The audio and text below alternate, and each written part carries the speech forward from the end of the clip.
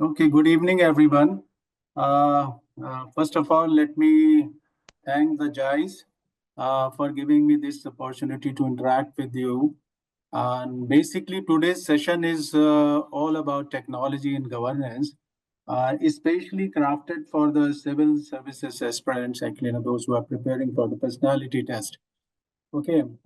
Uh, there are a lot of topics in technology which relates with the governance, actually. So I'll be speaking about how you should go ahead with the questions which are asked in the personality test, actually. So there are number of participants. I understand that they have good technical backgrounds, and there will be some participants who are from the art backgrounds and may not be very comfortable with the latest technological breakthroughs. But still, this session is for everyone, whosoever is, attending this particular session, where I'll be telling that how you should proceed and what is expected from the interview board as a candidate and how you should frame your answers is really important, actually. This session is not designed to make you expert in technology sites, but to understand the basic things which govern, the interview. And I have seen, actually, right now the technology is going in a very fast pace, actually. So it is invariably a lot of questions will be asked from you, from the interview board regarding the technology sites, and you should be aware of those things, and you should be able to apply those technology and see the benefit in the governance side. Actually, as a bureaucrat, how you think about such technology and how it can benefit in governance, and that understanding basically they are looking for in the interview. So let me go to the. So basically, as I told you, the technology is transforming the governance, actually. And why it is important? It is important because it can make the system transparent, it can make the system very efficient, and it can make the system citizen-centric. So that's how this is important. And right now, there are various applications. I'll be dealing those applications which are already running. I mean, there is a scope for large number of applications and different departments where we can employ different technology for the governance, So initially, I'll be telling you how to tackle those questions and how to frame. You have to develop a particular, mind where you can tackle this. You have to think like a bureaucrat so that you can answer these questions as per the expectation of the board, actually. So I have included a lot of different technologies. It cannot be complete, actually. The scope is very, very large. And I understand that most of you are already aware of these technologies and you already know about it. The only thing is that you need to get a little bit of push so that you can excel in the interview. So basically, I have designed a framework for answering technology-related questions in UPSC interview. So I'll be discussing about these framework, that how you should go ahead with these kind of questions. Uh, Basically, when you are appearing for the interview, it is not that your knowledge is being tested, or because you have already qualified in the main examination, and even board understand that you have sufficient knowledge about your subject matter and other issues also, but they are judging your personality as a whole, where they are looking for your decision making capabilities, your analytical skills, and how promptly that you can deploy such technologies in governance. So that kind of understanding, actually, they would like to see when your readiness to take new things into practice. So all these things are very important, and they will be judging you on that basis, not only on the basis of whether you have given a right answer or wrong answer, because as a candidate, you cannot know everything. There's a limitations, but still, if you have the zeal and the eagerness and you have passion for it, so that will show to the interview board that you have interest and you have a good understanding about the topic also. And remember one thing, actually, when you're dealing with technology, there is a tendency, actually, all those people who are from IIT and who have a technical background, so what happens that they go into too much details and then use jargon and other things. So sometimes, I mean, you must also understand that, all the members in the interview board, they may not be very, fluent in or very detailed, technological aspects, actually, but they can appreciate as a bureaucrat because they have sufficient experience and they have used the technology and they have the awareness. So you have to, be very simple when you are explaining any technology, whether it is about blockchain technology or artificial intelligence. So be simple, and you have to think that how you can apply, this technology in governance, and how you can analyze the topic, and these things are there. So you have to make a very structured answer while you are, replying to the board. And any unstructured answer, can have a, bad impact on the interview board. You know the things, but still you are not structured, and that's how it is not making any impact on the interview board. So this is important that you understand that how you need to answer, actually. This is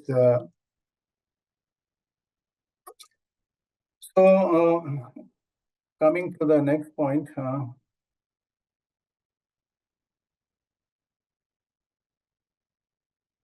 So here, there is a framework, actually. You can call it IDEA. So it's very simple framework. Actually, you just remember IDEA.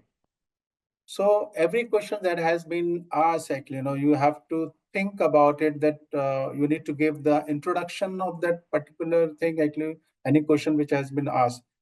And then the development where you try to analyze the things and give the benefits and how it is going to be beneficial in governance, and then cite certain examples, if you know them.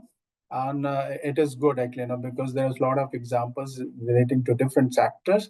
So you need to be aware. If you are able to give it, is well and good, otherwise it's also okay. And then you try to take a critical analysis of that thing, and pros and cons that you need to discuss. What are the different challenges? What are the ethical concerns? And what solution can be provided?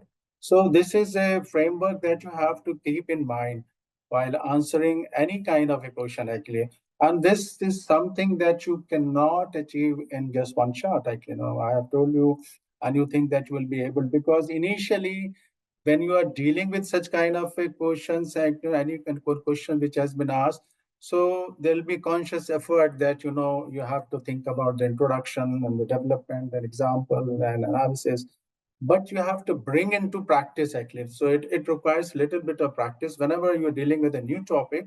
So try to divide this into 4 parts and see if you can answer it in a very structured fashion or not, actually. So this is really important.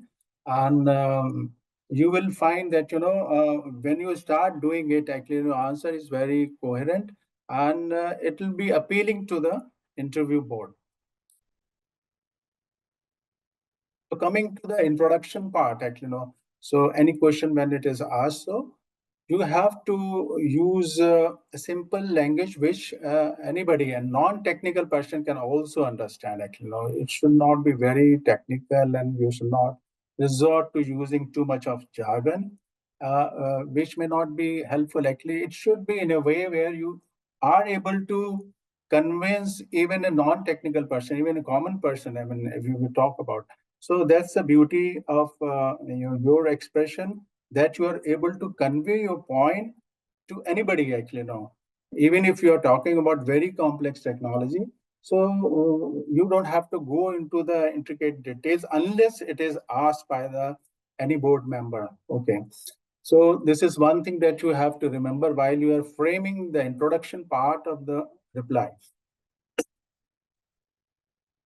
And a good introduction, actually, it will definitely create a curiosity and it will set a context so that, the interviewer is ready to listen to you. I mean, you invite his or her attention by introducing the subject, actually. So there is an example. If the question is asked about the artificial intelligence, then what you say that artificial intelligence refers to machine system that mimic human intelligence. So here it is important when we talk about artificial intelligence. So you need to see what is the core thing about this topic actually, which explains everything in minimum words actually. I mean, somebody asks you the artificial intelligence, there can be several things actually. And the whole day you can speak about artificial intelligence. There's so many things about it. But somebody asks us about the artificial intelligence, then it's a simple thing that it is one technology where the machine is trying to mimic the human intelligence. And for what purpose? To automate tasks and to improve decision making, actually. So this is a brief, very brief introduction that you can start with. And then the next step is that, now you have to develop that particular topic to your relevance, that is governance, actually. Now, how, then you have to explain the how technology functions and what is the relevance in the governance and how it can benefit in public administration and how it is facilitating the governance part and whether it has inclusivity and transparency. Actually, these points are to be emphasized. And it is, first of all, you are, improving the efficiency, and it is inclusivity and transparency, which is there in the AI systems, actually, whatever, is the AI system. And then how, it can overall improve. Actually, when you study a system, first you need to see that in the existing systems, what are the drawbacks, actually. And there may be delays, there may be corruption involved in that thing, and the proper benefit is not being done of a policy. So when you employ like AI based system, that how it is going to impact, how it is a disrupting technology, then you are able to convey your meaning to the interview board. So for example, where I say that AI real-time data analysis automates bureaucratic tasks and enhances public service delivery. So these are the few things. Actually, you can add more, but these are the basic things where it helps in enhancing the public delivery system, and it automates the bureaucratic tasks. So there is a time saving in this, and real-time even data analysis where we are dealing in administration with a large population, actually, more than 140 crores, actually, people. So if you have a very huge data and you need to get certain real-time information, then how you're going to achieve this? So where the technology plays an important role. And then you need to cite, I told you that you need to cite certain examples that how people may be, is there any real example? Like, whatever you are saying, that when you cite an example, then interview board things that you have good knowledge about the subjects and you are aware of the things, what is happening within the country and the bureaucratic sector, actually. And so this is important that you come out with the real examples, and they can be Indian, examples or international examples. And based on that, you frame your answers, actually. So, for example, in tax fraud detection, one is GST and AI analytics is already operational, and then Telangana government has predictive policing, actually, where they can tell in advance that, where the crime rate may be more, actually. So it is based on the lot of data, the crime data that they have collected and different indicators and, parameters which they have. based on they can make a predictive model, and they can tell exactly where you need to employ more force, and that way they can improve the administration. And you remember that during COVID time, and we had this Arogya Setu applications, which is also one example. And the fourth step is about the analysis cycle. So whenever you discuss, it is not that you say that it is something that is going to make a drastic change in the administration, and you need to be critical about any technology, that what are the pros and cons, and what are the good points or the bad points, and what are the challenges that you might face actually. So what are the ethical concerns, and what are the policy gaps. So this you need to see within that technology as a bureaucrat, because that's your goal. So you are not seeking technology as something that it interests you because you have a background and you are you appreciate it, you are passionate about technology, but how in your field of sphere it is going to help you. That is more important actually. And and then ultimately you have to come out with solutions to the government policies. With out of a box thinking, you can come out with certain solutions where there's already a certain manner things are going on, and the drawbacks in particular system, and you want to improve it, and then you are suggesting for the technology interventions in that area. So unless you know about the plus points of the technology, you will not be able to convince while you've been working in the bureaucratic setup. So for that you need to know. For example, challenges of AI include data privacy, algorithm bias, and regulatory concerns. So, so ultimately, it is a developing field. If we talk about the AI, it's a developing field. So we need to see that it is a robust system, because ultimately, it's a machine-based systems, and certain algorithms are working behind the AI also.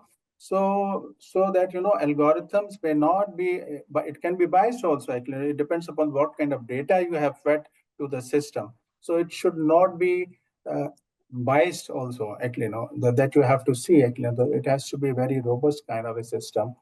Only then it is going to be helpful.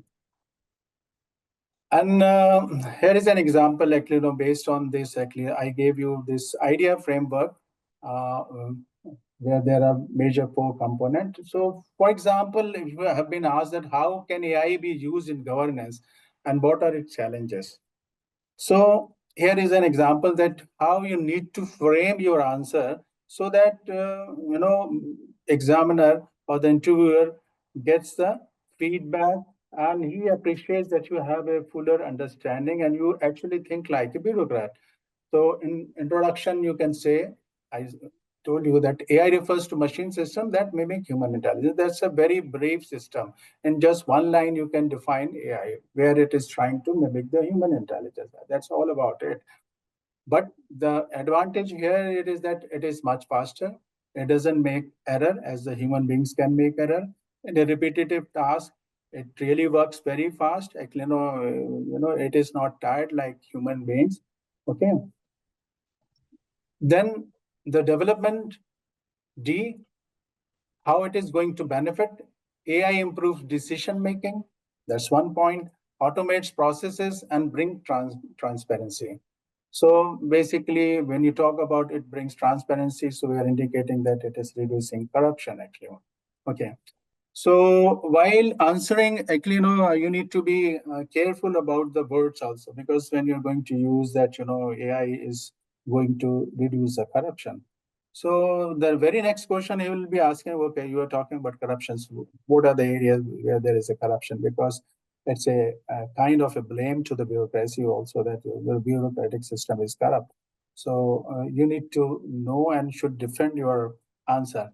But if you simply say that we want to bring transparency, then maybe there is no next question, actually. It is understood.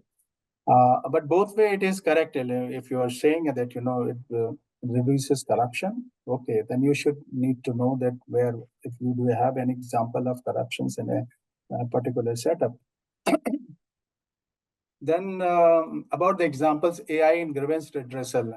This is one example uh, where in a grievance redressal system AI is being used. So where large applications of like certain complaints are coming. So there's a complete follow-up and CP-gram kinds of applications.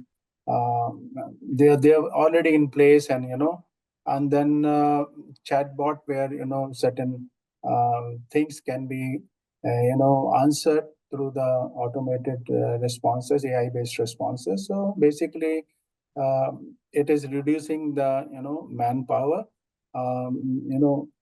So it is going to be benefit because employing manpower is also it has a cost attached to it. So because if you are able to reduce that cost, so it is also helping the governance actually when it is in a large scale. For example, we have been dealing, there's a complaint system and it is coming. So every day, there's so many complaints are coming actually. And to handle and to know that when the complaint was received and what happened. So it's a complicated process. Initially, I remember we used to do it manually, then to recall everything, sometimes some of the complaint is lost in files, and but sometimes suddenly the minister asked that what happened to that complaint, and it was difficult for us to retrieve that information and and to say that we couldn't do that. Actually, it is really actually if ignorance is no excuse in in bureaucracy. You can't say that we could not find the file actually. So this is not done actually. So the system is in place, AI-based system. So it has all the information. There's a collective information in a system where you can access all the information. And in analysis, the challenges, what are the challenges? They include basically, there can be AI bias because of the algorithm that you need to check. And there is a fear that there may be job displacement and there may be some privacy risk also because, the information is going to be transparent. So, and such things. So we need to work on the policy framework to regulate these things, and we need to develop ethical AI framework actually. So this is just an example that how you should be answering actually. It is important actually. And additional strategy, certain points I have narrated here. This is a request to all the participants. Actually, try to grasp the thing. And if you have any question, you can ask in between also if you have a question, so that I know that whether you are able to appreciate it or not, and you have certain confusion or certain points that you would like to make. I'll be sharing this presentation. This is a long presentation, and I think it's not possible for you to note down everything. So try to focus on whatever is being said here. And I'll be sharing this in PDF format, all the presentation, so that you can study most of the things yourself also. So while you are answering, basically, you need to be optimistic, you have to be energetic, you have to be assertive, you have to be pragmatism that you have to show. So, so there is an impressions on the interview board that you are aware of the things, and then you are eager to, employ or you deploy this thing in your system. Yes, you have any question? Is there any question?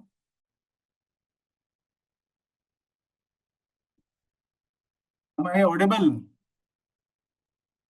No questions. Yes, sir, you are. Yeah, okay, okay.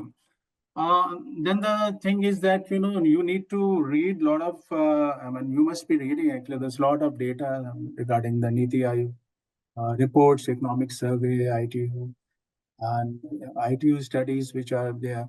So and try to link with the existing policy, actually, any topic, then what is the mechanism and how Digital India is supporting, or maybe AI mission of or cyber security policy. So broadly, you should know what is existing. So that way, it will show the awareness that you have about the system. And you must also discuss about the ethical concerns, actually, ethical concerns are like data privacy, surveillance risk, actually, when we talk about drone surveillance, so there are privacy issues into on drone surveillance. Like, somebody is sitting at the rooftop and if you have a drone surveillance, actually, those things will be picked up. And so those things you need to consider, actually, whenever you are studying, actually, because there are several topics. So you have to mold your thinking in that direction where you're thinking like a bureaucrat, actually. Ultimately, this is a last point that, you are becoming in a way to become a bureaucrat, actually. So you, from right now, actually, you should start behaving like a bureaucrat, and you need to think like a bureaucrat, actually. So when they see the image in you, actually, because most of the interviewers are, they are bureaucrats mostly.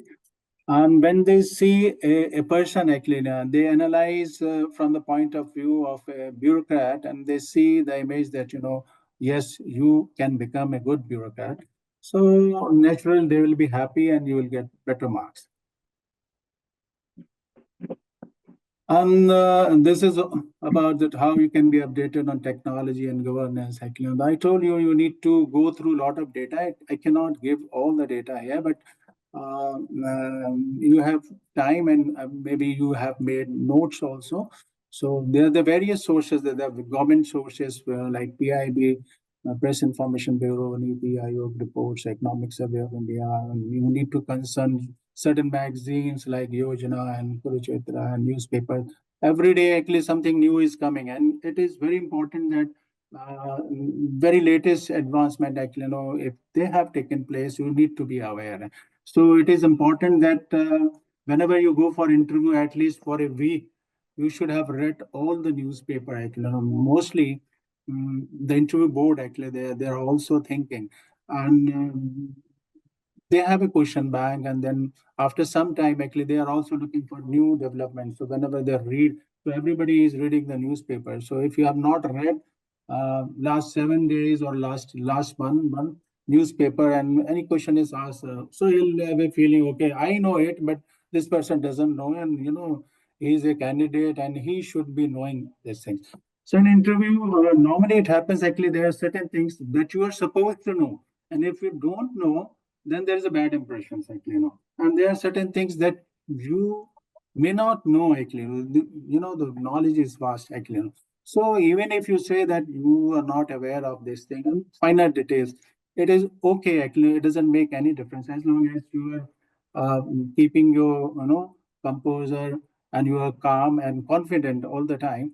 So it is not going to make much effort. But if you get disheartened by anything that you don't know, actually, because you need to think that you are also a human being, actually, and practically it is not possible for you to know everything, right? So, and you have a limited time, and so you cannot acquire everything. And you are in a process of becoming bureaucrat. You are still not a bureaucrat. You are preparing. So they all appreciate those things. But if you're trying to, some way, trying to cheat by showing that you know the things, but you don't know.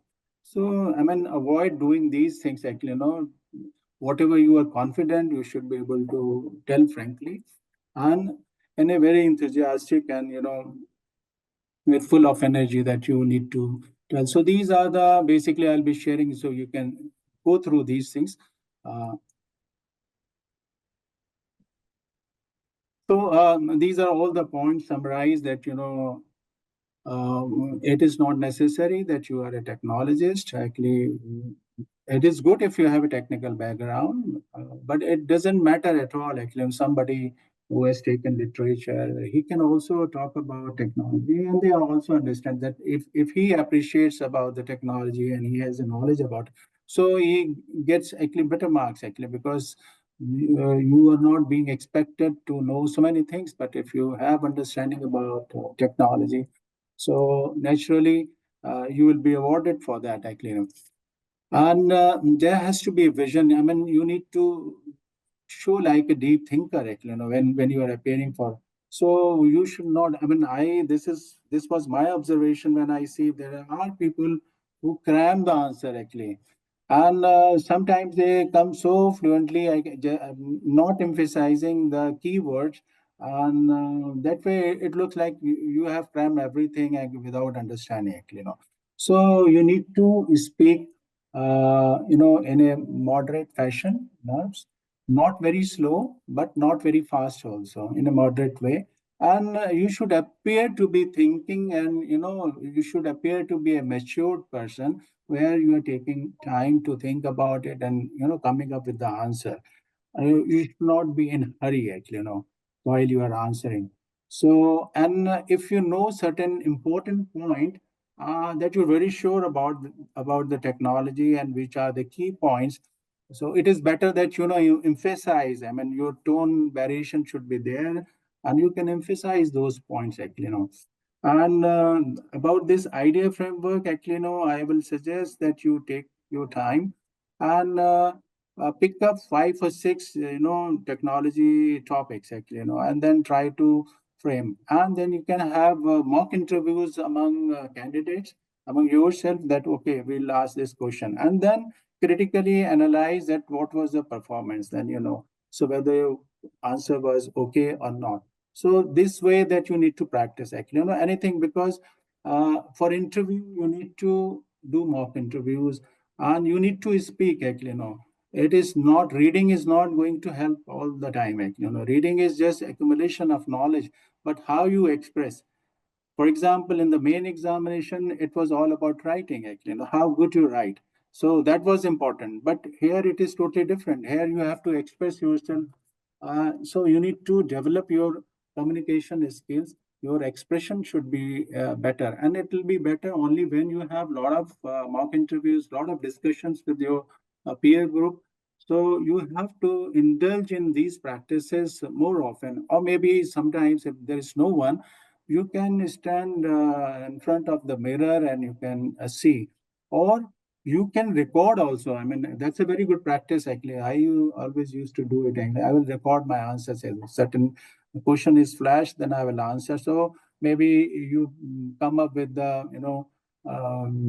few question back, and then you one by one you answer them, and then record it and listen to yourself, and then judge yourself, that critically judge yourself, that if you are the part of the interview board, then what is your reaction. So the moment you become part of the interview board actually, and from that perspective, if you try to analyze a candidate, then you will understand that what are the drawbacks that you have.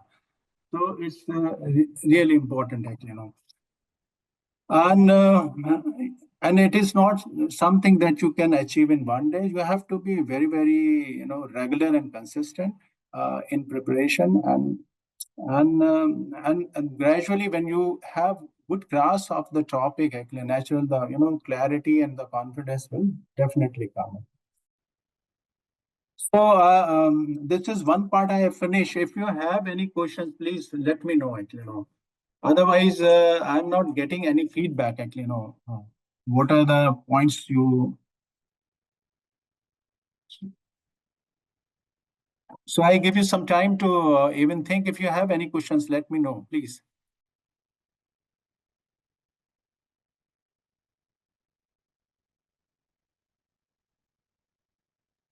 Any volunteer, please. Sir, good evening, sir. Good evening.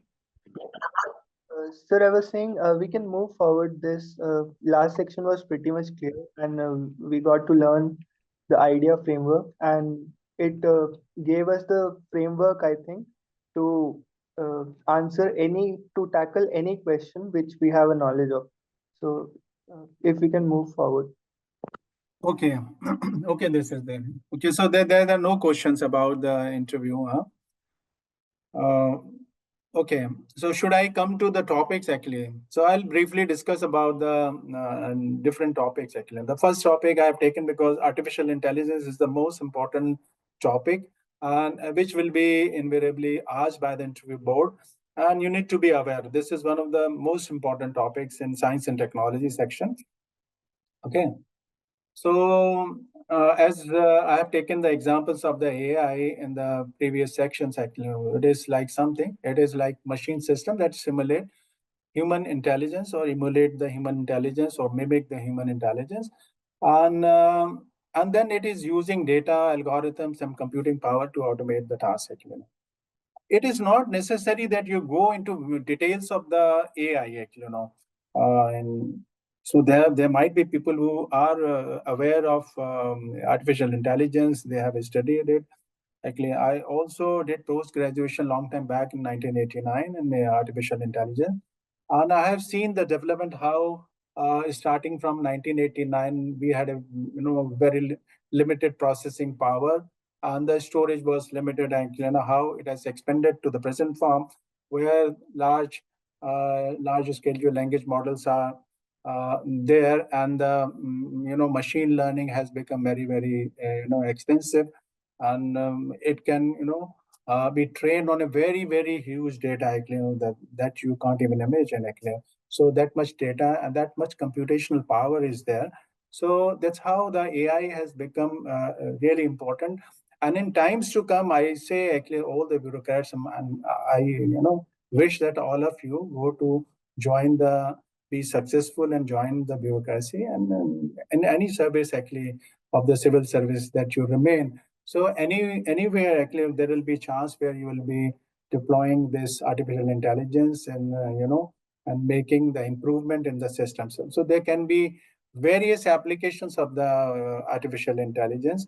You need to think, actually you need to generalize, because as a human being, it is not just limited to the knowledge which is given in a book that you think. Actually you need to open up your mind and observe any system. So wherever you are posted, and wherever you if you are studying a topic, so see that how that particular system can be improved and how AI is going to help it, actually, so that kind of attitude has to be developed, actually. If you become passionate, so anything you are passionate about, you are able to convince the board actually very easily. Actually, if you are fearful of anything, that okay, I'm art graduate, I don't know much about artificial intelligence, it is something very complicated. The good part is that nothing is very complicated, actually, and your job is not to go to the intricacies of the AI. Actually, your job is to appreciate the technology and how you can adopt in your systems, actually. So that's really important. So, and why it is important, because it is helping in the decision making process, actually.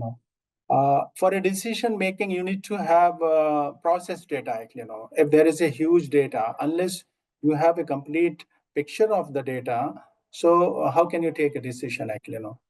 So what AI is doing, for example, in a judicial systems where there are similar cases and there are a lot of judgments which have been passed, actually. The AI is basically studying all those previous judgments, and then it can actually tell that this is a similar kind of a case, and the judgment should be like this only based on the previous records. So basically, it is even guiding you. And if you are taking a wrong judgment, it will even tell you that, okay, these are the points you need to consider, actually. And one thing about AI is that you should never say that AI is going to replace all the human beings. Actually, this is a very blunt answer. Actually, AI is here to support you. You. Ultimately, decision is being made by a person. Actually, the bureaucrat. Actually, AI is only a tool to help you, right? So never resort to saying that AI is going to replace all the human beings. And so what is your role then? So basically, you are the master. As long as the human beings or the bureaucrats, you are the master, then the things are okay. So the moment AI becomes the master, then it is out of control, and it is out of control of all humanity, you know. So you need to think in that manner. And naturally, because whatever data is there, so one can see the data, one can analyze, any kind of query can be raised because it is based on certain database, actually. So transparency is a natural outcome that you are going to see. So all kinds of, human biases are going to go away, but there is normally a fear in a system. So all those systems where there is a scope of certain discretion by the management, or the, like in the revenue systems, I take examples like when you do a land registry, actually. So there's a lot of power is with the patwari, actually, because you don't have that information, you don't even know that what is the where is the shajara. You don't have the shajara, where is the land falling, actually. You have the land parcel information, and so he has all the knowledge, and he's making use of his knowledge. Okay, he will unnecessarily delay things, and the chances of corruptions are more. But in case, for example, in Haryana also we have done e-registration, where everything is land purchase is all through the computer-based system. So it is much more. And then we are using JIS and remote sensing, where we can overlay the land parcel details over the satellite imagery we exactly know. And there are certain intermediate steps, actually, where the mutation is to be formed. And initially it used to take a lot of time, actually, to actually the land to be mutated on your name even after the registry is done. So those things, actually, anything, it is very easy with the AI-based system, anything which has a certain rule. And so those rules, if you feed that data, then it is possible. How it is being done, that is not your botheration. That is a botheration of a computer programmer or somebody who is giving you these services, actually. You need to know only the potential capabilities of a particular technology, actually. So what is the strength of artificial intelligence? That you need to broadly understand, actually, only then you will be able to appreciate its importance in the governance. And it also makes a predictive insights, actually. It can make a predictive model for a policy implementations very easy, actually. So there can be various cases where it can, for example, in terms of crime, actually, I told you that it can actually make in Telangana they have made. So if you have a spatial record of where the crime is being taken place, and then you have the information, you link up this crime taking places with the communities and other factors, all kinds of information which are influencing the crime. So then you have a complete map of it, actually, and you can actually analyze that data and tell that, okay, the which area is more susceptible and for what reason, actually. So those kind of things are possible, actually, with the help of AI. And I mean, because we are discussing about this topic, I thought of to give you basic ideas. Actually, you will find most of the things in your reading material. Most of you must have studied also. So basically, these are the major components, actually, I have given. The machine learning is one major component, and deep learning. Deep learning is a subset of a machine learning only. And NLP, where we are trying to process the natural language, and you see the Siri, Alexa, these are all NLP system, actually, natural language processing based system, actually.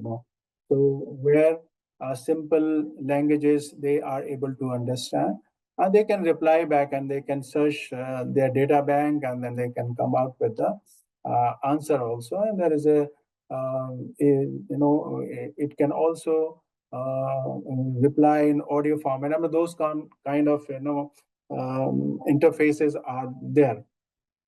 Computer vision is another part where it is trying to visualize the picture, actually, computer vision. or it can be a various things where certain pictures are coming. For example, satellite imageries, which is coming up. There are various satellites over Earth, which are sending different satellite imageries of different bands and different resolution. And it's really vast data, actually, so much data is coming.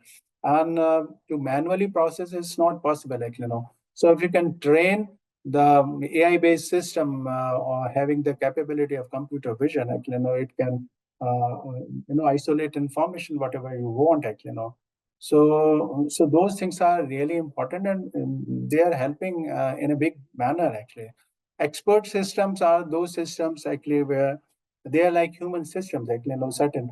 For one of the earliest expert system was mycin, where it was based on the infectious diseases, actually, So it has a knowledge like basically any human experts, but human experts has its own limit, actually, So if there are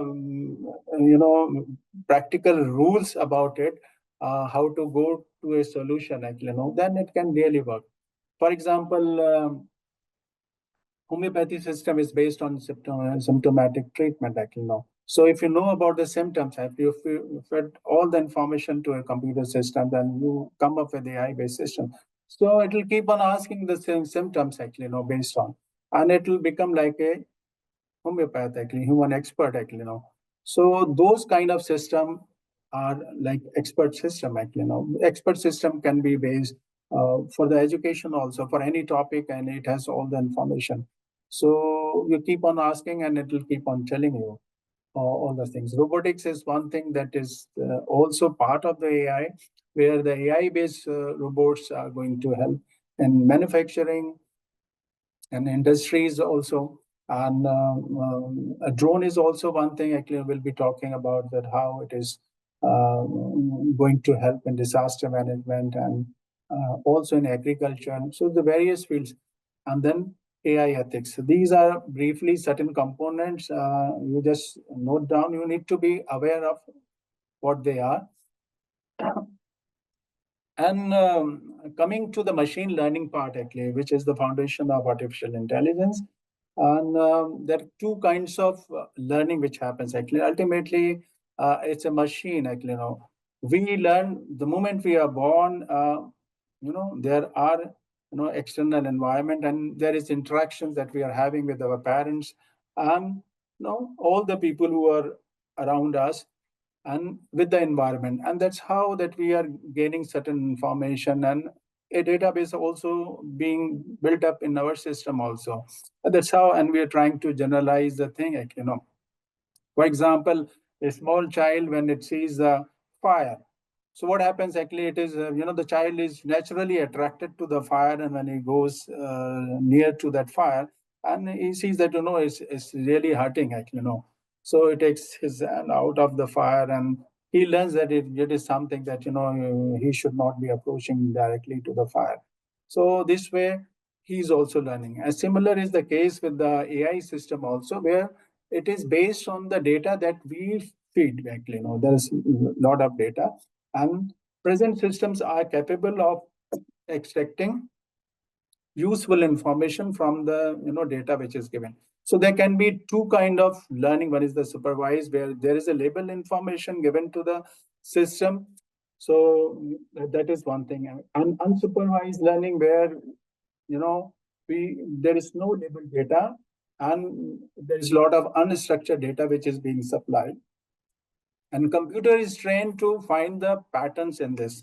For example, like customer segmentations. So for a product, actually, there are the various customers. So they react to differently to a particular product based on their own experiences.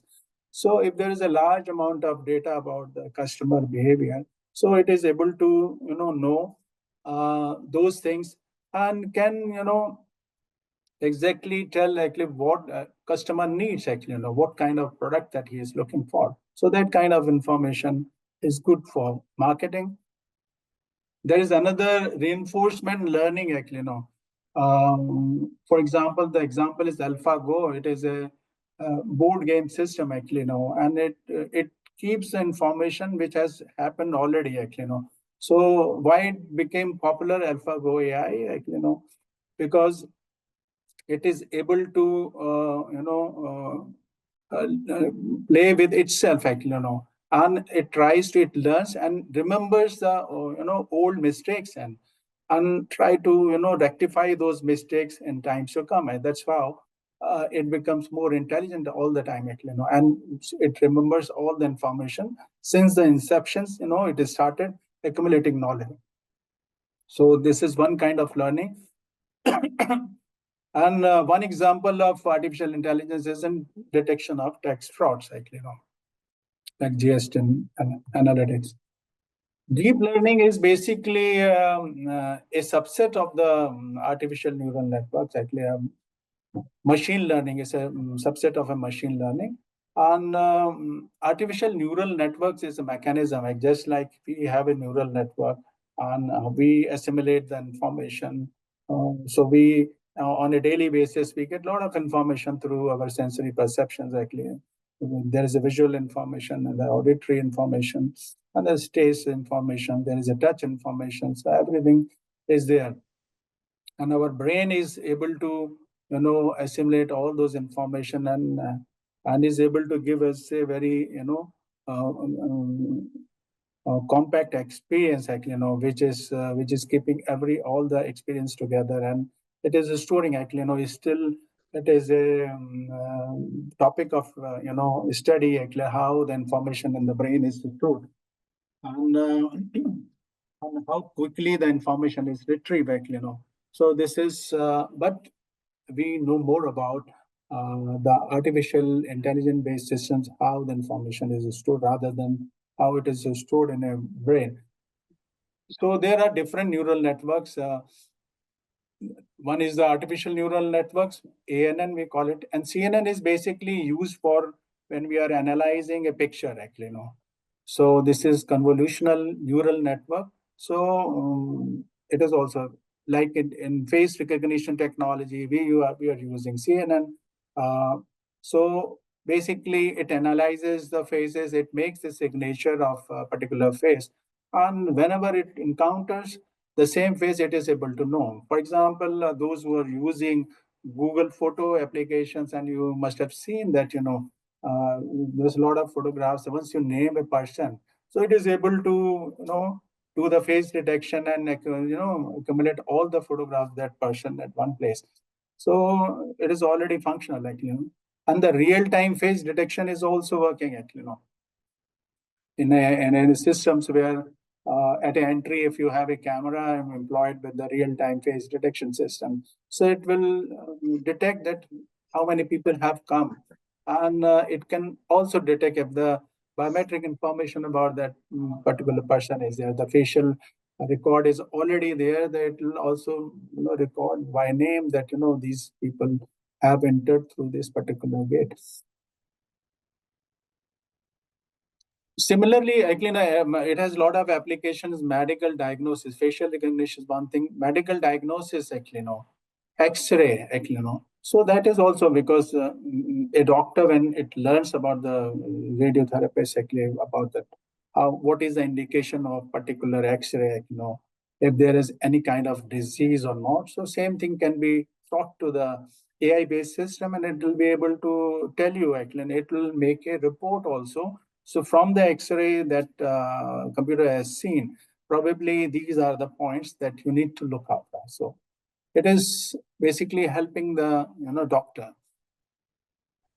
and AI also helping in a smart surveillance system.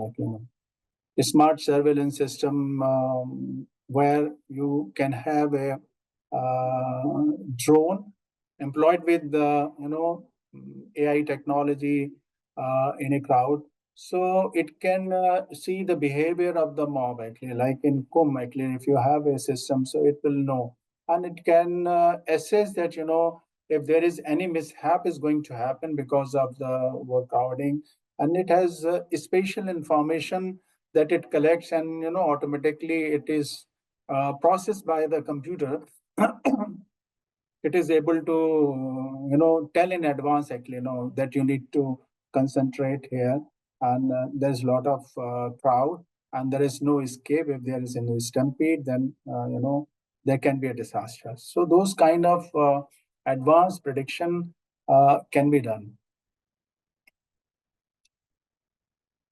NLP, I told you, like on a daily basis that you see the systems in your Alexa or Siri kind of systems. So they're all natural language processing system, And in a chat GPT, I know that most of you must be knowing it is an example of large language model, and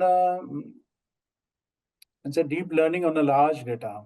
So basically, how it is working, So you have a tremendous data, of whatever is available on the net, everything is fed into, and it has been trained to, mm, give answers like human-like answers, So I mean, I will not go deeper into the technology side, You just need to know that it is based on this thing. But the concern here is not about the LLM, because right now we have a dependence on these kind of systems which are not operated by India. The US is operating. So what is required is that we need to have our own LLM, right now. And one day, if they decide, okay, we are going to block India, suddenly there is so much of dependence on this system, and you have no solution, So I had an opportunity meeting with the director IIT Kanpur, and I suggested that we need to have our own system, and he briefed me that they are going to build up very soon, because this is an open source system, and so it is easier to develop our own system based on open source routines. And what are the main points of NLP tasks that we see here? One is the speech recognition, chatbots, and translation. So, and I think most of you are already familiar. Now it is possible. You can have a chat box, and for various purposes where there is no human being is there, but certain it has been trained to reply on certain database. Okay, any question that you ask related to this database, it is going to. So basically, these are the some terms that you need to be aware. And computer vision, I told you, this is another field of the artificial intelligence, and so it is used in surveillance and security. And when there are cameras and facial recognition formation is there, so you can actually know if there is any offender or criminal moving around. So it will be traced back, from different, and there is a centralized system, so people can.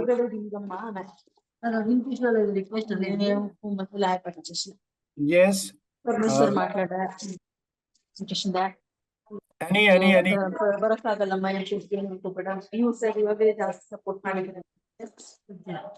ನಿಮ್ಮ blessings ಇದ್ರೆ ಸಾಕು sir.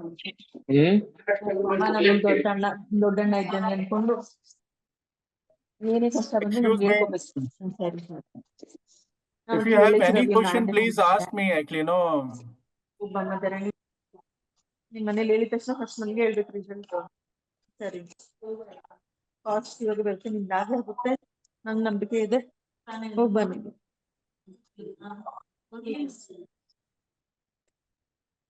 Should I continue?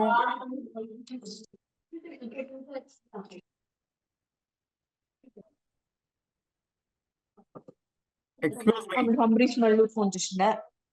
Ambareesh మళ్ళూరు నాకు phone చేస్తే నాకు mail వచ్చింది లేదమ్మా boarding pass. ఆ fire చేసినట్టు మెయిల్ అంటే నాకు తింటా ఉండలేదు.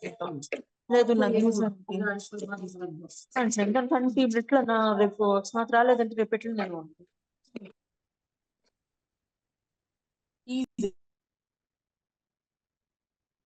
If you have any question, please let me know. I'm not able to understand what communication is going on.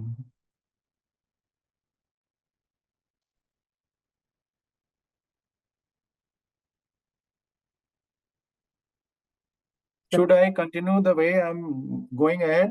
Yes, sir. I think they had unmuted by mistake, sir. So you can continue, sir. Thank you. Okay.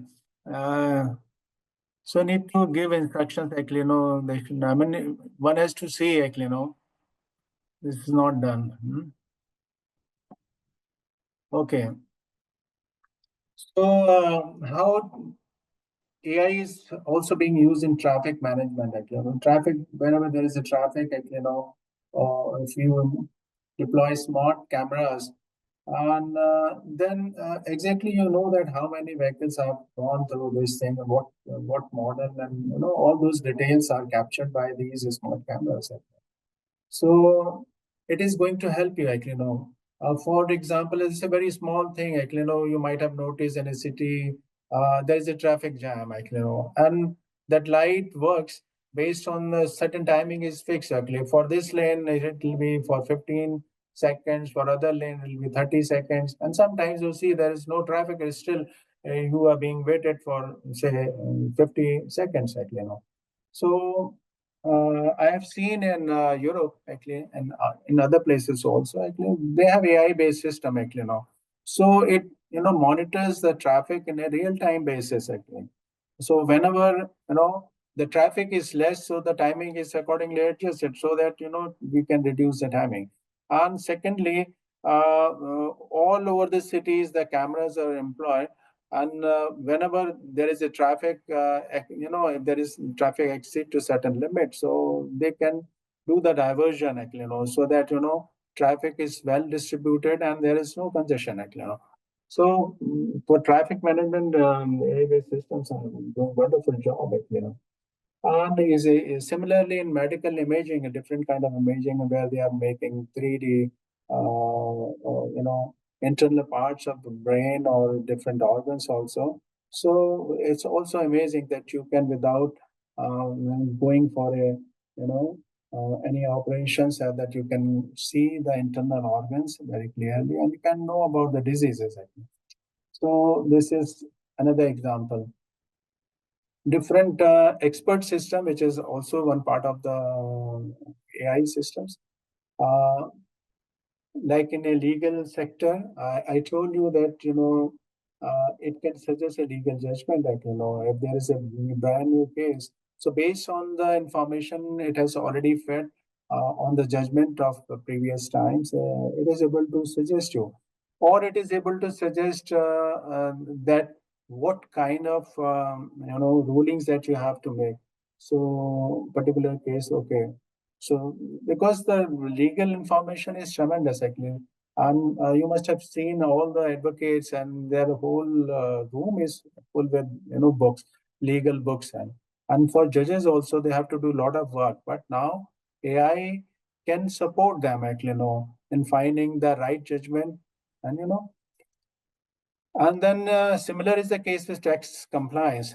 Right now, what is happening, that many people, initially the income tax department used to work manually, actually. Now they have, actually, done a lot of computerization, and the center is there in Bangalore, where they have the headquarter.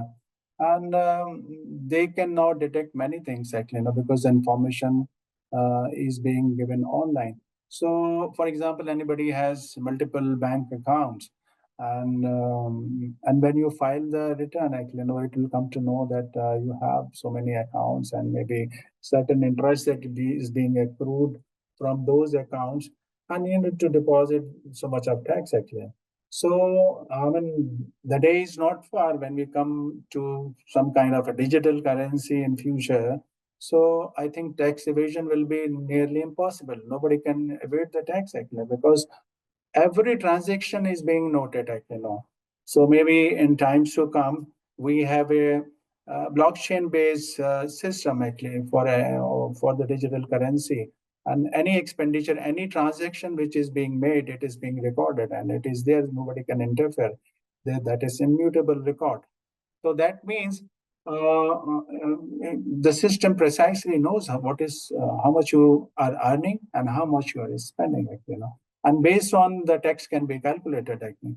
So the coverage of taxpayers can be increased, and which is necessary also actually, because right now very limited people are just giving the taxes, and especially all the government employees actually, they cannot evade tax actually. Most of the government employees, because their record is there, the salary which has been given, so it is all known. But it is for the private sector actually, where there is a lot of tax evasion. So these expert systems are going to help in future.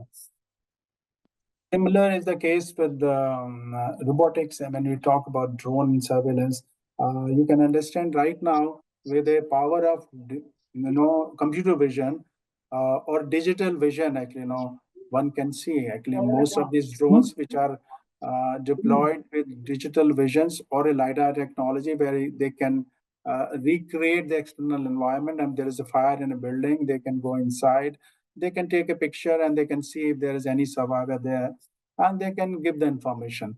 So these are the advances which are happening.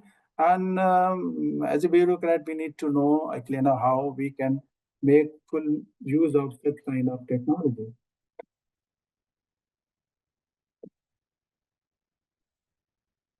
And so there are other applications like warehouse automation and healthcare robotics. Actually, healthcare robotics is going to be very, very useful in time to come. Actually, right now, somebody who is an expert and say in liver surgery, because he cannot go to various places, and so he can do the surgery sitting at home. Actually, and some patient who is in India, and the surgeon is there at US, and that surgery can be performed.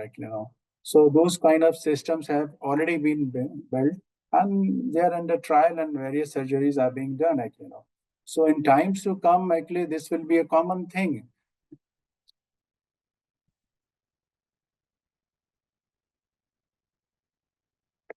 So these are certain examples of the machine learning, where AI-driven fraud detection, GSTN analytics, deep learning, facial recognition by law enforcement agencies, and example of NLP is chatbots for citizen services like MyGov, Helpdesk is there. And computer vision example is AI-based traffic surveillance system, expert system, AI decision makers in courts. So I've already dealt all these examples.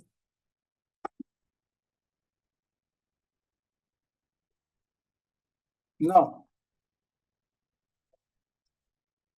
you can understand actually, India is a huge country, and the population is very, very high. So to deal with actually, we require a lot of manpower. Actually, if individual queries are coming, it may be coming for a particular scheme of a government. So if you have a AI-based chatbot system, so what is going to do any kind of query, because it has full knowledge about that particular scheme, and it will be answering to you all the questions. Actually, Secondly, if you are waiting for certain services to be, certain benefits to be accrued to you, some certain policy is there where certain benefit is to go to a beneficiary, it is not gone. And then you can know the status also. By asking the chatbot, you can know the status. So, I mean, the uses are tremendous in government sector, actually, if you have this kind of AI-based chatbots. And I've already discussed about the predictive policing, actually, and in Telangana police, we have mapped the crime. AI-driven crime mapping has been done, and so it can in advance tell about the which places are more susceptible for crime. Healthcare. This example has already been. I told you about the Arogya Setu during the COVID time, and judiciary system that you can. And these are other applications like in agriculture, AI-driven weather prediction, crop monitoring, and in agriculture sector, actually, So how it is being done, actually, first is the remote sensing analysis we get on regular basis, on a periodic basis, lot of satellite-based data, actually, And on the basis of that satellite data, actually, you can see a lot of things, actually. If there is infestation of certain, pest, So you can come to know if there is a disease in a crop, you can come to know. If you want to know the production of wheat, say, for example, so it is also possible through the satellite data. So you can map that area and then you can identify the particular wheat crop wherever it is grown. You can assess in your district that how much wheat in acreage it is there, and then what is the probable production that is going to happen from the wheat, so that you can prepare yourself for the storage of these wheat. Actually, what will be the total requirement? So it is a big thing in administration where every crop when it is cut, we are not very sure that how much production is going to happen, and the preparedness is not complete. So these kind of systems which are based on technology can give you in advance information so that you are prepared. In a disaster management system, actually, for example, if you have done a mapping of your district, and if it is a flood prone area, and there have been floods in past, and then from the elevation data, actually, it can know that what are the area which are susceptible to floods. And in case of floods, there is a satellite picture, and it can also know that how much area is affected. If you have a village level, map which is overlaid over the satellite imageries, and then that the affected area by the flood, you immediately know that how many villages are under floods and what is their population. So all these kind actually, so that you can take the necessary action in time. Actually, so technology is helping in these things also. And then other cybersecurity is a very important aspect, actually. So every day, every one of you, actually, I get call on daily basis, and it is they will say that you have a parcel, and if you entertain them, then they will ask you for you to know that there is some drug has been found out in a parcel, and then they will try to extract money, actually. So those kind of things are going on. The other thing is that cybersecurity, which relates with the privacy of the public data. There is government data, and there is a threat to your website and to your government data. So build up system, AI-based systems where it can actually know about these kind of threats, and the data can be made safe also. So this way, it can be really helpful. So while we are so happy about the AI systems in governance, actually, at the same time, we need to see that it follows certain ethical rules, actually, and it is it has to be very, very transparent, fair, and biased, and it has to ensure inclusivity in the system. So we need to frame our policies and to ensure that the protection is there, actually. Protection of the data is there, and whatever is there, and the algorithms of the AI which is being used, it is fair, and it is not biased by some human factor.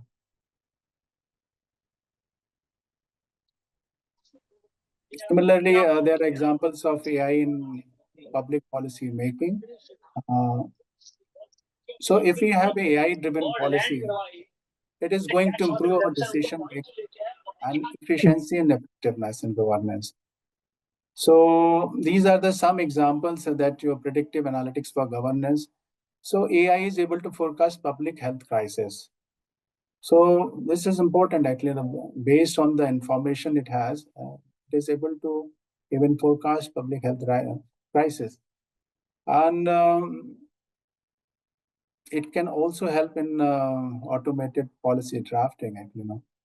So these are certain examples that you need to go through. I'll be sharing this presentation and you can go through. So I'll be touching because I think I have a limited time now. There are many slides, so I'll be going little faster so that you are able to understand any point which is really necessary. I'll be explaining here.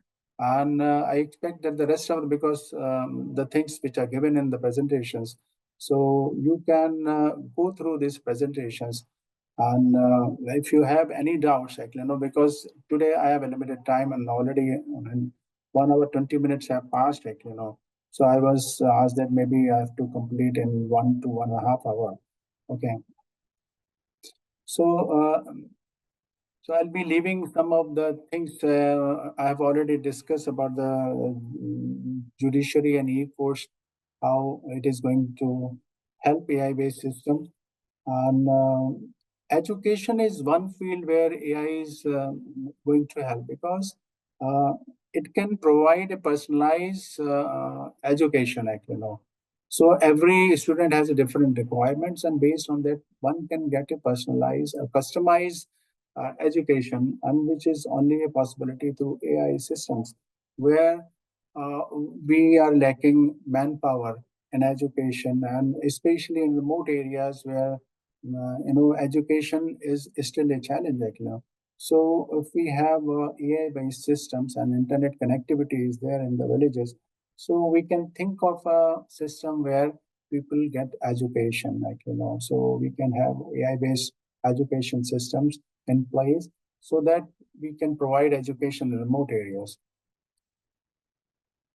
Similarly, AI has a lot of role in environmental sustainability, So it is all based on the climate change monitoring, and which is basically handling a very huge data which is coming through the remote sensing, remote sensing satellites. Those data is coming, and certain data which is being collected from the ground from the sensors. So certain IoT devices. So all those data, AI system has the power to process all this data, and it can be utilized in climate change modeling and monitoring.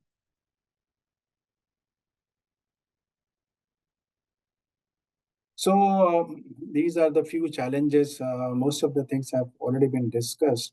Actually, these are the challenges in order adaptation of the AI in governance. So finally, coming to the main point, where if you have been asked about the AI related questions in the interview, so I have already told that you need to go slow, and you have to explain in very simple words, avoiding technical jargon. And because when you go for a jargon, actually, sometimes it is very apt word. So I don't say that you completely avoid it, actually, but you have to make an effort where simple language is used so that everybody can appreciate, because it's a mixed sport. So you cannot be speaking for the point of view of an expert, actually, unless the expert asks you that particular information. Then of course that you can provide.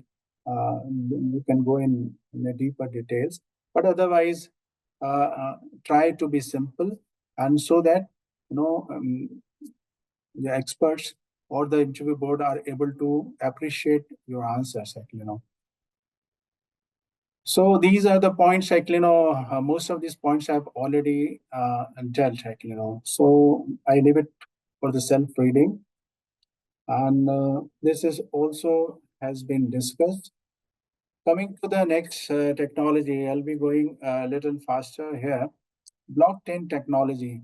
So blockchain technology, so you need to remember only a few words. It is a decentralized and a tamper-proof digital ledger. So basically, what is blockchain technology? It is kind of a database where the information is there. So whenever there is a transaction, so a new block is made. The strength of this technology is that the data which is stored is immutable, so that nobody can erase this data or can delete this data. It is not under one person, which is it is under control. So all the stakeholders can access this data. So the various applications where we need to put it in the blockchain technology, so that, for example, land record. Actually, land record is one thing. There are changes because there are certain elements. So they manipulate the data. So if we want to reduce certain chances of manipulation of this kind of data, so if we start preserving all the land details, actually all the land data into blockchain systems, so what is going to happen? So all the stakeholders, it will be a transparent system. All the stakeholders will be able to see the data. Nobody is going to change it. It is a tamper-proof, system. So that is the strength of this technology, and based on this, you can frame your answers. So these are the 4 points: decentralization, transparency, security, and immutability. So remember these points while you are answering any questions related with the blockchain technology. And why it is important: transparency, security, efficiency, and trust. And coming to the certain examples of the blockchain technology: land record management and public distribution system, digital identity management system. So these are the systems. Even if we somehow able to make the voting systems based on the blockchain technology, it is going to be very, very, soundproof system, But there has to be willingness to develop that kind of a system, So because if we have a system, there is no way that, data can be altered, So you can generalize your thinking and knowing that, certain applications where the large amount of data, where chances of manipulation of data is expected. So, you can go for putting that data into blockchain technology. This is all about this. So I am leaving these thing challenges. So another topic is about the geographical information system. Basically, it relates with the satellite-based data. So there are various kinds of data based on different, wavelength and different spectrum. So there is optical data, the multiband data. So multispectral data is there. There is a radar-based data. There is a LiDAR-based data, So various kind of remote sensing data are there. So they capture the ground information. And the good part is that, it is in a form of a layer where the data can be georeferenced. Georeferencing means that, everything like your map, your land record map, and other information like boundaries of villages or the boundary of districts, everything is placed on those layers. So actually you can see what is there you can demarcate your district, and you can see the boundaries on the satellite imagery. You can see the various infrastructures on that thing. So the good part is that it is able to see the change over a period of time. If you have a time series data, so you will be able to see the changes which are happening over a period of time. And it can provide you a lot of information related with the forest, wildlife, agriculture, and exploration of certain minerals. So there are various applications. So you need to go through this thing to appreciate this technology. I have already mentioned about the disaster management, agriculture, crime prevention, and these you need to remember. I will leave this thing. Then coming to the remote sensing technology in governance, all kinds of data. Basically, in nutshell, they are able to capture the ground reality. And if you are able to see the changes actually over a period of time, it is going to tell you. For example, if there is deforestation, that picture is going to tell you. And these kind of data are important, and they can be produced in the court of law and as an evidence actually. So they are well accepted evidences in a court of law. So I will not further go into too much of detail. What you need to understand, is that it is possible whenever you have a requirement of, managing things which are sprawling over a space. If there is a spatial thing that you need to control, for example, you need to control forests, you need to control wildlife areas, you need to control, government lands, and anything which is there on the land. If you want to control, it's a complete land management system. It is going to help you. If you are interested in watershed management, it is going to help you. It is going to tell you where you need to basically create certain soil and moisture conservation activities, and how you can improve the habitat of a wildlife, how you can check that whether there is a deforestation or not. So lot of things which are there on attached on the ground, you can get the information about through remote sensing data.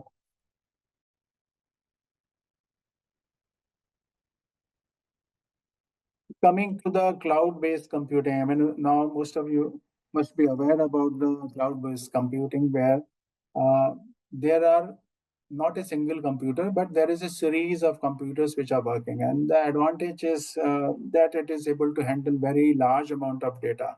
When we are talking about the big data, then it is able to have, and there is a computational power which is there. So right now, there's a lot of analysis which is being, you can do, like satellite-based computations are possible on a cloud-based system, like, because your system, you cannot buy such a very expensive system. Like, if you try to do the same thing, your laptop, it may take about 2 days together. But the same algorithm, if you run on a cloud-based system, it can fetch you the results within few minutes, actually.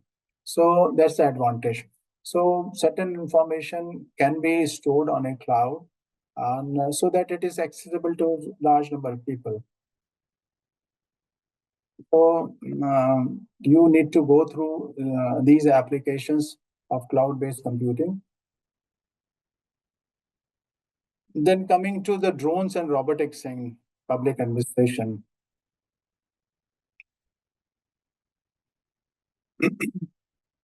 So drones are getting very popular, actually, getting localized information. Because you cannot depend upon the very huge and expensive satellite data, actually. And for example, court has the order that they would like to know how many buildings are there, because that area was prohibitive, and it was actually a forest area, and there's a lot of construction which has been done in particular area. And give me the detail of all the construction. It happened actually in Faridabad, and in one of the places which was declared as a forest area, and it was asked by the court that provide all the information of the construction which has happened in that area. So then drone-based system is very useful because it is a localized system, so you can fly.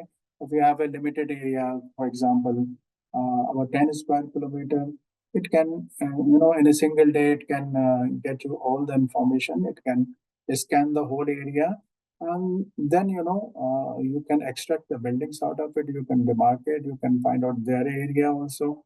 So those analysis can be done. And drone can be utilized in seeding operation, tree seeding operations we have done in Haryana. And we have also done in rescuing of leopards, and using drones. That is one thing, other advantage. And then we were also used in surveillance, actually, where the mining was going on. In such prone areas, actually, if you have the drones, it can capture if any area is mined or not.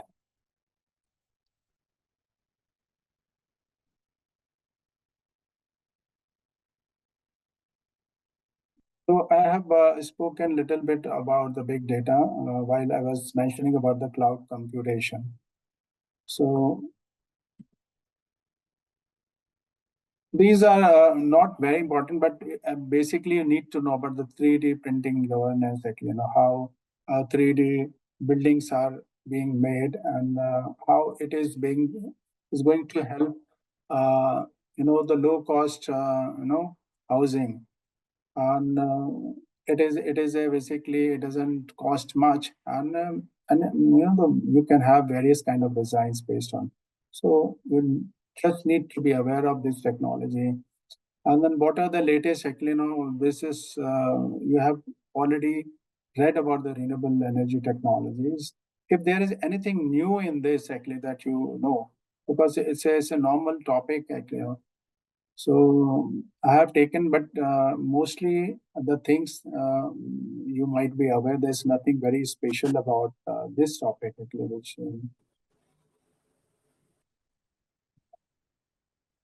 this is something that you need to know. I mean, what is augmented reality and virtual reality, actually, how it is going to, what applications and governance you can see, actually. So basically, if you have these kind of systems, so you can monitor the development at a certain place through, this augmented reality technology.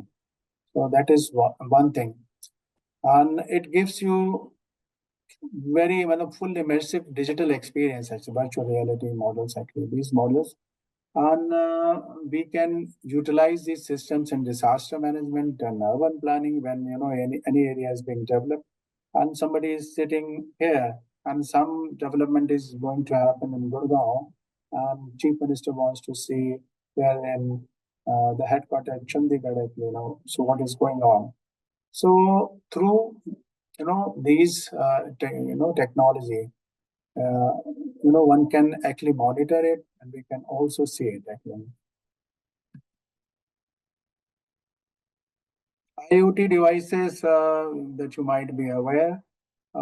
There's various kind of IoT devices. They are used for collection of data, and they provide real-time data collection, and that's an advantage, actually. In agriculture, we use, for example, somebody has to monitor at different places. So if there is a rain gauge which is IoT based, so it will immediately give you information about the rainfall in that particular area. If we have IoT devices about the soil moisture, lanes at different, in different areas, so it will, those information are relayed and they are captured, and they can be compiled at a common server. And there you can get all this information, and these are special because you have the basic let long of these sensor. So in a map you can see those information of the sensor, and you can place those sensors on the map. So this way these IoT devices are going to help.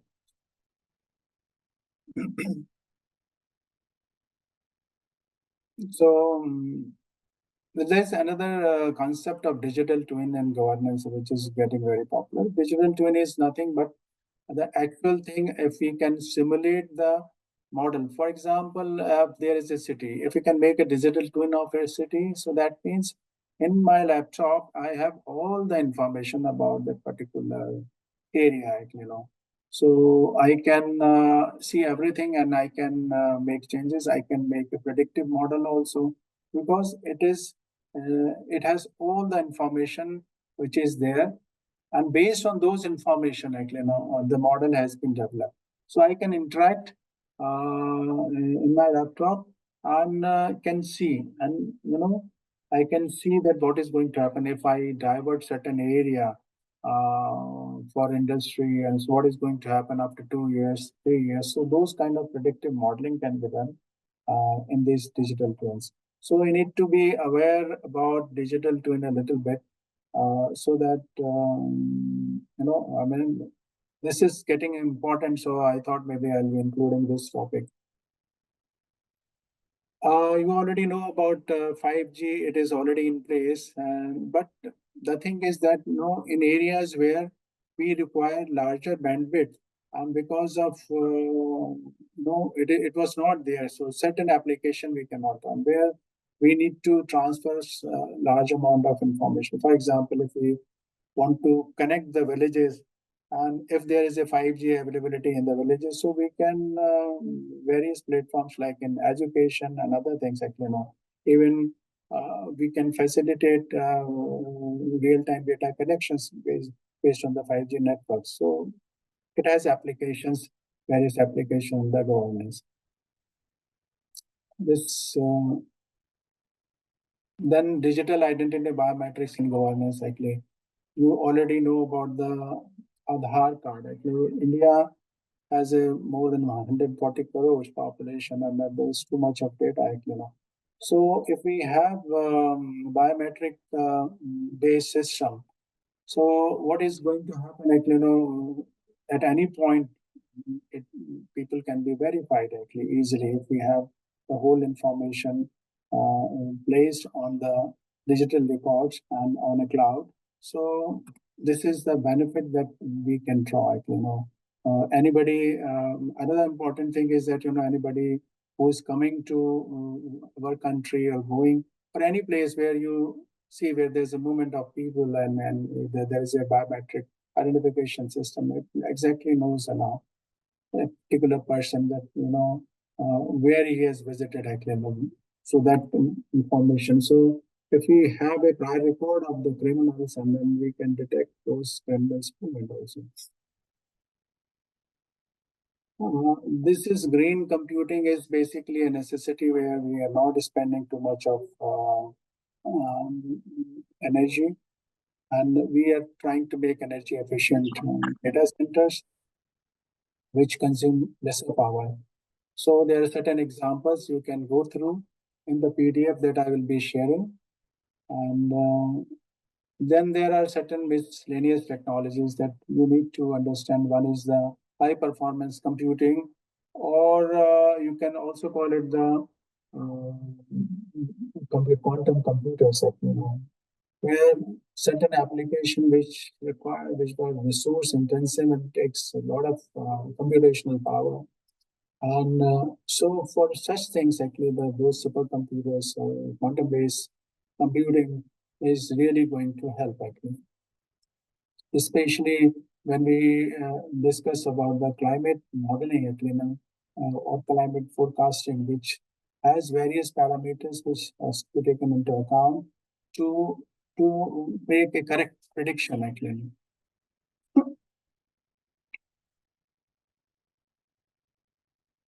This is I can leave this quantum computing. These are you can go read yourself. These are small topics actually. Basically, I complete because of the dearth of time. Actually, I have to finish. I'll share this presentation to all of you, but I still would like to invite your reaction, and if you have any particular questions, actually, you would like to ask. Actually.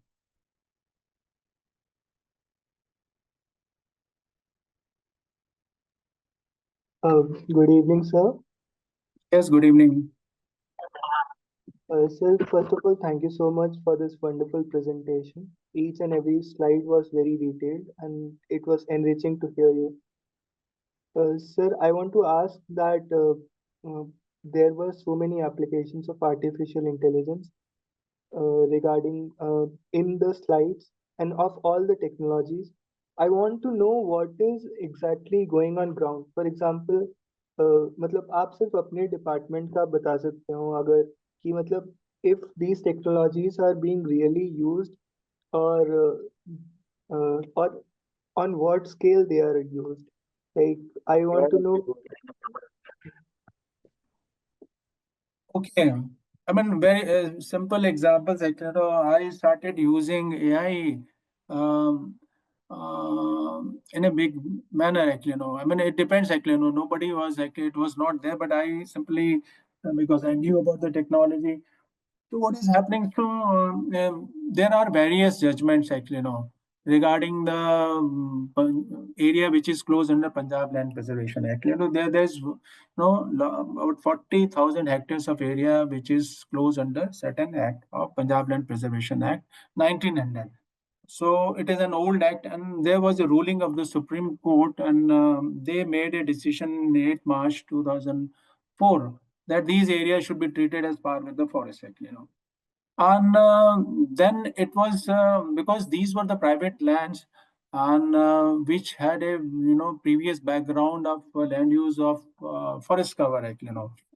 And because these were mostly hilly areas, and then they made other judgments also. So from 2004 to 2024, there's a lot of judgment have been placed, So while you are making any reply, which you have to see, now then you have to consult all those things. So what you can simply do, rather than collecting all the information, you can collect all the information, put in a system, and ask the AI to keep into account, so whatever answer that you're framing, so it is going to help you to support you.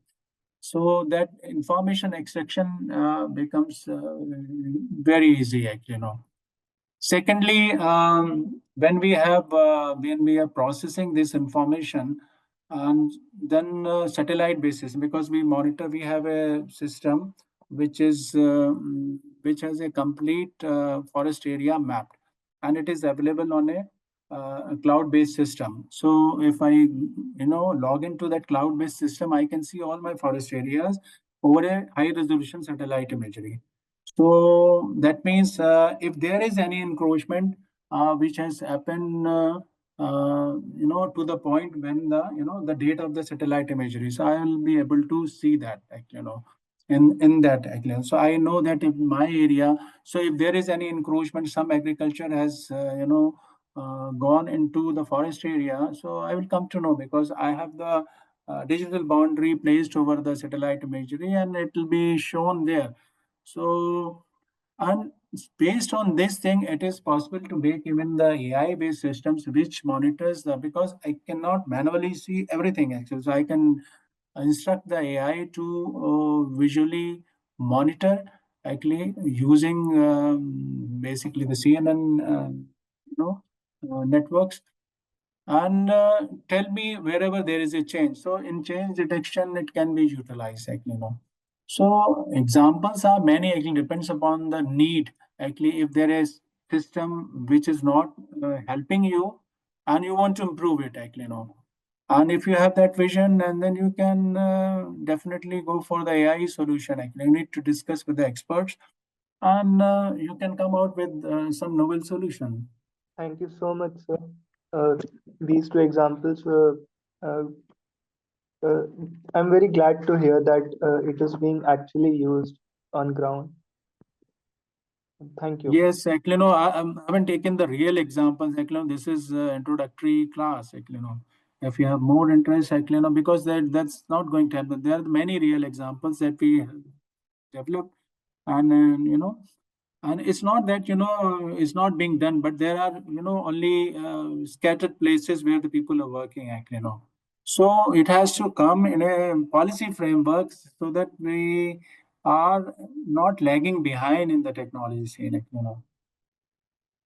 I will request you that you go through the Estonia development, so how they have changed it. A lot of things are, administration, and it is all AI based. They have done tremendous progress. It's a small country. Okay, sir. Thank you so much. So, any other questions? Good evening, sir. Yes. Good evening. So in one of the mock, it was asked that how quantum computing can help in the wars. So sir, can you provide some insights on this? Okay, very good question. In fact, the quantum computing that you need to understand, it is very different from the conventional computing, which is based on bits. Okay, and it is like a sequential, processing system. But quantum computing is not a sequential system, it is like a parallel system. So it works on a few bits. So in a short, basically, it is a system which is much faster than the conventional system.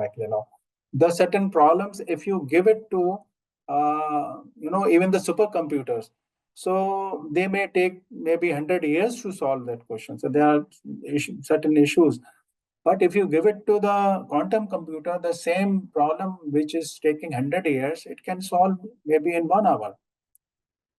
So that is the advantage. And now the question was asked that how it is going to help in a war-like situation, So when there is a need in any kind of data where the real-time data processing is required, real-time data processing is required, and the feasibility is that, and the data is very huge.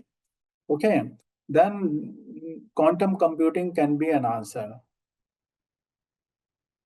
I don't know in what respect that that question was asked, and how. I mean, it's a very I need to have certain reference about the war-like situations under what conditions actually. So then I will be able to tell in a better manner. Yes, sir. So the question was mainly with respect to the autonomous weapon systems which are being used in the Israel-Hamas conflict and the other wars which are going. So similarly on such lines, it was asked that how the emerging technologies such as AI as well as the quantum computing can help the nations in response in such wars or to build up their military capabilities. Basically, it is all about faster processing power of the quantum computation, So number one things, actually, if there is a war, so you can get the ground information through aerial surveillance system. That's one thing. And there is a VAX kind of a system that you can get information, or maybe you can tune a particular satellite to get the data from a particular location. So if there is a low orbit satellite, you can focus the satellite to particular location. So basically, it is capturing a real-time data. Now, to know that data, because it is covering several, maybe thousands of square kilometers, actually, if the area is huge, actually, what is happening in that area? So if we can program based on the quantum computer that if there is any kind of activity which is dangerous to my country, actually, something is happening, so it will give you immediate information. Actually, if they are planning to send something, so you can take a counteractive action. Actually, you can counteract those movement because you have a real-time information coming and getting it processed immediately through the very fast computer system. So that can be one thing, actually, which I'm. Is that? Yes, sir. Thank you, sir. So on Google, I came across this aspect, and one was with respect to the encryption technology which can be used. Okay, Ayub, that is another technology. Actually, inscription. Actually, what is happening right now, even in the blockchain technology, encryption is there. Okay, encryption is one thing which is very difficult to detect for a normal computer, because right, if you have to break that encryption, that computer is going to take years together, actually, because there is so many combination. If it has to go all the combination, then it is not able to crack that thing. So it is said that when quantum computers will be active, even the information which is stored, which is a cryptic information, and when the code which has been generated, it will be decoded by the quantum system. So that is the thing. So if there is anything which is coded and the computer cannot crack it, actually, so a lot of your opponent, actually, the things which are encrypted, and right now you are not able to see that thing, or you are not able to decode that thing. So that will be possible. So once you are able to decode it, you can hack their system also. Okay, sir. Thank you so much, sir. Any other? So I'll be sharing this presentation to Mr. Vivek. You can get in touch with him, and he'll give you a copy. Any other questions? If there are no questions, I finish my presentation here. Thank you so much for your patient listening. Thank you, sir. If you have even further question, you can collect those questions. It will be possible for me to maybe reply you, or maybe you can send me on the mail also. I have written the mail, likely. That will be a possibility. Actually, if you have certain questions you're not able to get the answer, then you can contact me in that case. Thank you. Thank you, sir. Okay. Thank you, sir. Thank you, everyone. Thank you. Thank you, sir. Thank you, sir. Okay. Thank Thank you.